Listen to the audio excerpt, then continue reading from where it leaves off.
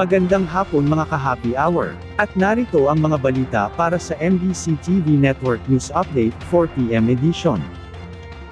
AFP planong bumili ng mga missiles, warship at fighter jets para palakasin ang defense capabilities ng bansa. Planong bumili ng Armed Forces of the Philippines ng mga missile systems, warships at fighter jets para palakasin pa ang defense capabilities ng bansa. Target ng militar na kumpletuhin ang kanilang air and missile integration, at magtatag ng isang reliable deterrent force. Ito ang ginawa ni AFP Chief of Staff General Romeo Bronner Jr. ang pahayag sa pagdalo nito sa Raisina Dialogue noong March 17 hanggang 19, na ginanap sa New Delhi, India.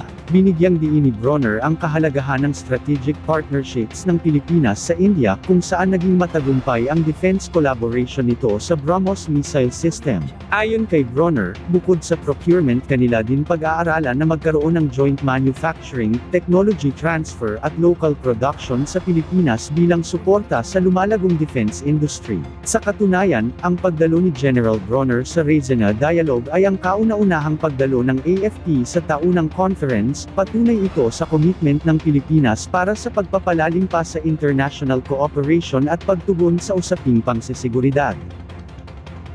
Sa iba pang balita, mga road clearing at road cleaning operations ng MMDA, magpapatuloy kahit pa Semana Santa. Tiniyak ng Metropolitan Manila Development Authority ang maayos na daloy ng trapiko sa Kalakhang, Maynila, ngayong papalapit na mga Semana Santa. Pero ayon kay MMDA Chairman Attorney Don Artes, sa kabila nito'y magtutuloy-tuloy naman ang kanilang road clearing at road cleaning operations. Ito'y para na rin sa mga sasakyan na daraan sa ibang mga ruta dahil magkakaroon ng mga road blocking sa mga pangunahing kalsada. Samantala, sinabi naman ni Artes na bukod sa 2,542 traffic personnel na ipakakalat, mayroon silang 468 assets kasama ang tow trucks, motorcycles, patrol cars at iba pa, na ipakakalat sa Metro Manila. Pagaganahin din ng MMDA ang kanilang command center sa Pasig City para sa 24/7 real-time CCTV surveillance sa sitwasyon sa buong Metro Manila, sa kasagsagan ng mga Semana Santa.